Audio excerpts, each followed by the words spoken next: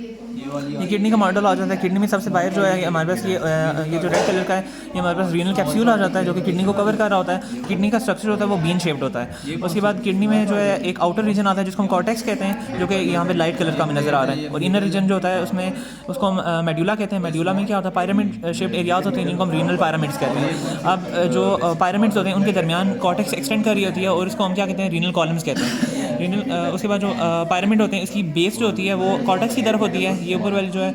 और जो इसका एपेक्स होता है वो हाइलम की तरफ होता है। और जो एपेक्स होता है पायरामिड का उसको हम पेपिला कहते हैं, जो कि माइनर कैलिक्स में ओपन हो रहा होता है। अब ये जो स्पेस आ जाती है इसको हम रीनल साइनस कहते हैं, जो कि हाइलम में स्पेस होती है।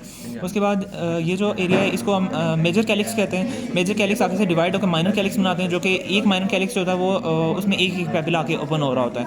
अब सबसे पहले जो उसके अलावा ये जो आर्टरीज हमें नज़र आ रही हैं जो पायरामिड के दरमियान है, ये इंटर लोबर आर्टरीज होती हैं। इंटर लोबर आर्टरीज फिर जो जब बेस ऑफ पायरामिड बनती हैं तो उनको हम आर्कुएट आर्टरीज कहते हैं। और ये जो एंड पे हमारे आर्टरीज और वेन्स नज़र आ रही है, इंटरलोब्यूलर आर्टरीज और वेन्स होती हैं। उसके बाद ये जो एरिया होता है ये हाइलम होता है। हाइलम से क्या होता है कि जो पेल्विस होता है वो आगे बाहर जा रहा होता है, जो कि यूरेटर में कंटिन्यू करेगा।